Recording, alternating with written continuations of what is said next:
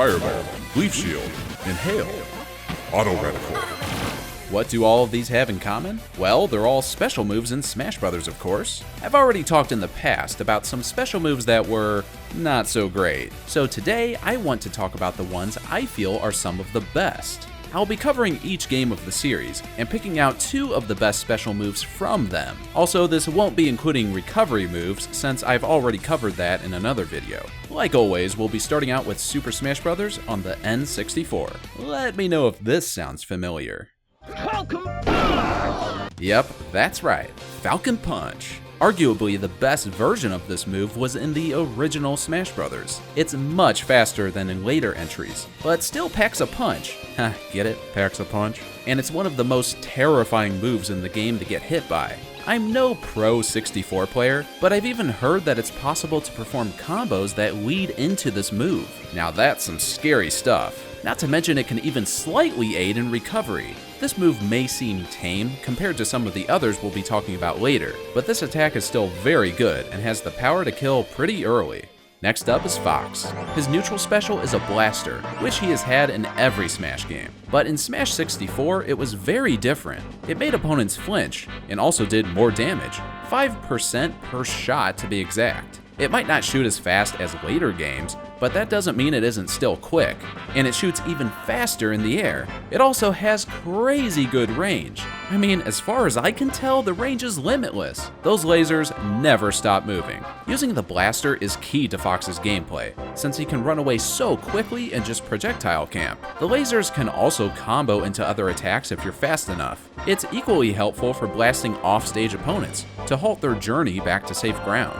It's definitely the best projectile in the game, no contest.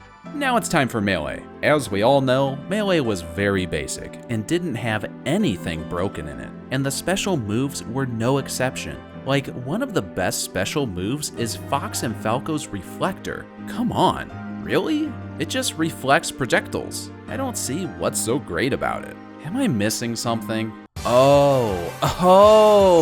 Okay. Yeah, this move is broken as shit.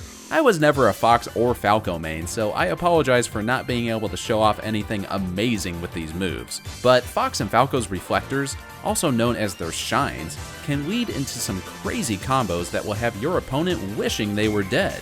And well, they will be dead as long as you play your cards right. Their Shines also work a bit differently from each other. The knockback for Fox is horizontal, while Falco's is vertical. Fox's is great for ganking offstage opponents due to the angle of its knockback. Falco's is amazing for starting aerial combos. These attacks also come out frame 1, as if it wasn't scary enough already. There's a ton of other tech with these moves, and I'm sure a quick search on YouTube will pull up all kinds of compilations that'll show just how busted this move is. Anyway, this next move is a little boring. You guys know Jigglypuff, right? Yeah, that character isn't very good, but for some reason, people always rave about her down special, Rest. She sleeps. And hey, it's cute, sure, but it's not very exciting. Unless you sleep right on top of someone. Take this, sucker. Jigglypuff didn't get her beauty sleep and you're gonna pay for it. So yeah, this move is actually crazy good. It can kill at very low percentages and can even be comboed into, which isn't that hard with some practice. Of course, I had to use DK as a test dummy because I never seriously used Jigglypuff in Melee, and I totally suck with her. If you do miss with the attack, it'll leave Jigs wide open, so you'll have to be careful with your timing. It can be a little risky, but if you time it right, your opponent will be in a world of hurt. And Jigglypuff gets some sleep. Aw, she's so cute. Okay, let's talk about Brawl now. I think anyone who's played Brawl can agree on one thing. Tripping sucks. So what if there was a character who had a move that could make people trip? Oh, well, that sounds great. Well, say hello to Diddy Kong. And now say hello to his bananas.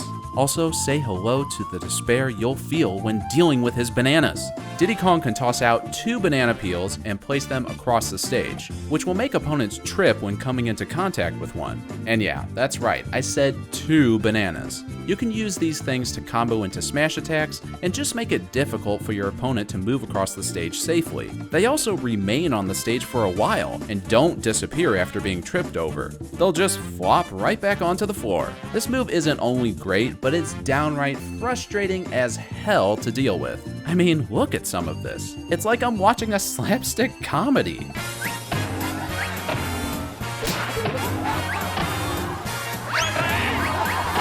Okay, do I have to say it? Do I really have to say it? Mach Tornado.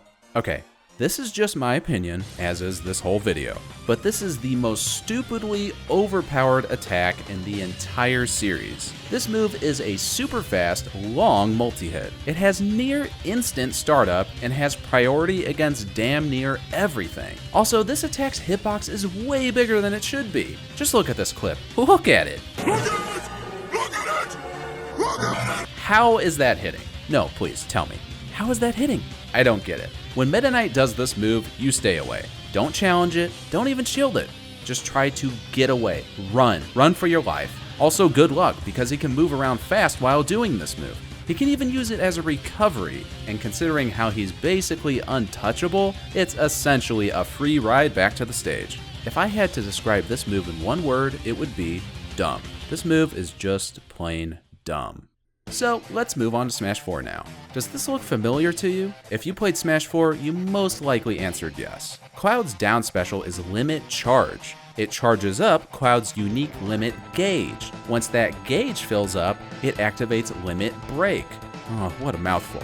This gives Cloud a passive buff to his movement speed, and also supercharges his other special moves, all of which become very powerful and possess invulnerable frames on startup. It also replaces Limit Charge with Finishing Touch, which has incredible knockback. You do not want to get hit by his Limit Break attacks. Basically, when Limit Break is active, you gotta be careful not to make any big mistakes, because you'll get punished hard.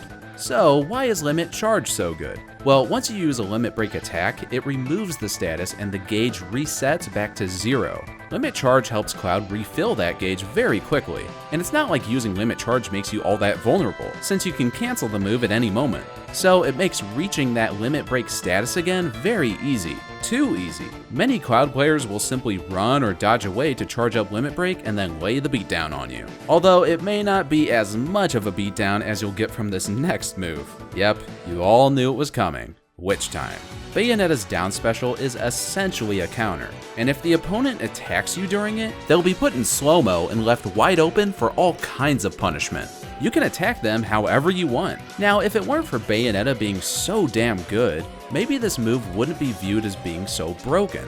But Bayonetta is just a little crazy in Smash 4. She has access to combos that can kill at very low percentages, so you can pretty much kiss your ass goodbye if you get stuck in Witch Time against a good Bayonetta player. Even just the smallest mistake, or just a lucky read by a Bayonetta player, is almost certain death for you. To be fair, Witch Time can't simply be spammed, since the duration of the slow-mo effect will gradually decrease the more you use it, although it'll also slowly return back to normal between uses, and will completely reset after Bayonetta loses a stock. But that's not nearly enough to detract from how damning it can be for an opponent. It's also an attack that's hard to punish, since Bat Within will activate if Bayonetta is attacked during the ending of the animation. This halves the damage and helps her get away to safety. So yeah, this attack is kind of nuts in Smash 4. Well, we're on to the final game, Smash Ultimate. Despite Ultimate having 10 billion characters, there's nothing that sticks out as insanely broken, but there are some obvious great moves here. First up is Snake's side special, Remote Missile. We've all been killed by this, right?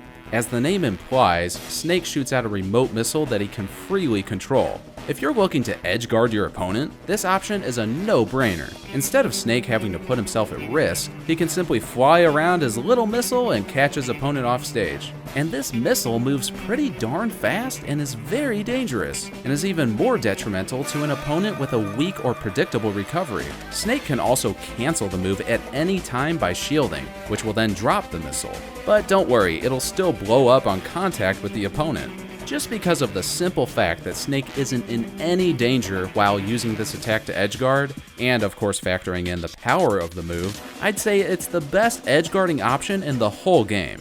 Okay, now it's Shulk time. Shulk's neutral special is Monado Arts, which pops up a wheel that gives him quick access to a variety of temporary buffs. There are 5 choices: Speed, Shield, Jump, Buster, and Smash. Each buff is good for different things. Need to rush down your opponent? Go with Speed.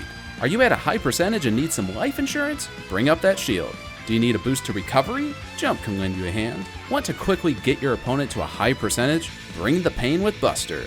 Oh, they're at a high percentage already and you need to kill them? Smash them with Smash. When used at the right moment, these buffs can give Shulk a big advantage in battle, but once a buff deactivates, it'll be put on a cooldown before you can use it again, so it's not broken by any means. But the move has a lot of versatility. Basically, it allows Shulk to adapt to all kinds of situations. If you were to give this move to someone like Meta Knight though, it'd be broken as hell. So normally at this time I would go over some honorable mentions, but many of the moves I had written down will be featured in a later video, so I'd rather not toss them in just yet. Like I stated at the beginning, this is of course just my own opinion, but moves like Mach Tornado and Witch Time were very obvious picks for this list that I think everyone can agree with. So hey, go ahead and talk about some more great special moves down in the comments. You can also find links to my Twitch and Twitter in the description, so come and say hello sometime while I'm doing something stupid. Before I leave, I just have to say, wow, 50K. It's been a little over 2 years since I started uploading on YouTube, and I never would have believed to reach this number. You guys have no idea how much your support means to me. It's really helped me get through this whirlwind of a year. I appreciate it so much, and I'll be working hard until the next milestone. I'll definitely do something to celebrate, like a giveaway of some kind, so stay tuned for that since I haven't quite figured it out yet. I'll also be doing a bit of a channel makeover to freshen things up. But again, seriously, thank you all so much. Your amazing support means the world. So yeah, that about does it for me. Thank you all so much for watching. I hope you have a fantastic day, and I'll see you again soon. Catch you later.